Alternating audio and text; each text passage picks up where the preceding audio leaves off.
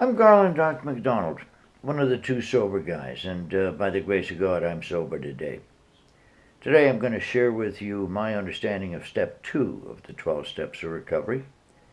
Now, I'm not here to waste my time, and frankly, I'm too old and too crotchety to care if you like what I have to say or not. The men who trained me, they didn't give a damn if I cared how they spoke to me. They knew that they were giving me a new lease on life, and if it hurt my delicate little feelings, well, tough. The door opened out as well as in, and I was free to go anytime I wanted.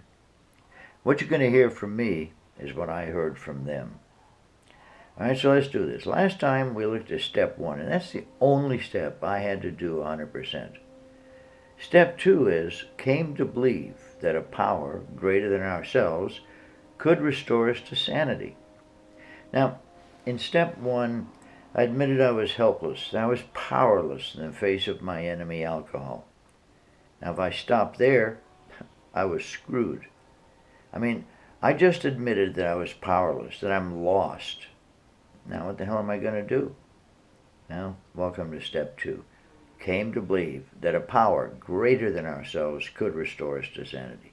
Now, it has to be a greater power, so unless you have the IQ of a rock, get off this bullcrap about doorknobs and ashtrays being your higher power. Oh, and that stud in the back of the room, and the cute little blonde in short shorts who have a combined total of 3 days sober, they aren't your higher power either. We're talking about spiritual matters here. God, if you will. And if you won't talk about God, then go the hell back out until you will. You'll see this in step 3. If you don't get God, then you just don't get it. Harsh? You bet it is. You're in a life or death struggle, and only one power can save you. Now, no one gives a damn what you call your higher power. It can be God or Allah, Vishnu, or Fred. Doesn't matter. This will be the God of your understanding. A God that you can talk to when all those crazy voices in your head are clamoring for your attention.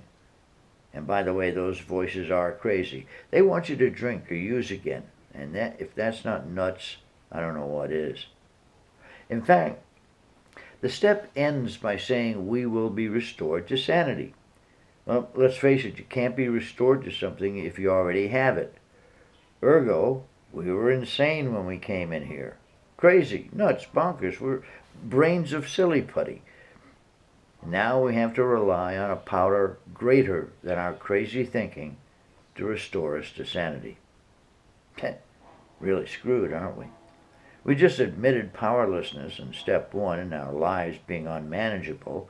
Now we're admitting that we're 3 chips short of a Toll House cookie. Now what? Well, that comes from step 3, and we'll get to that later. But for right now, just come to believe that a power greater than ourselves can restore us to sanity. Now, that's could restore us to sanity. Could, not would. Now, he can and he will if you let him.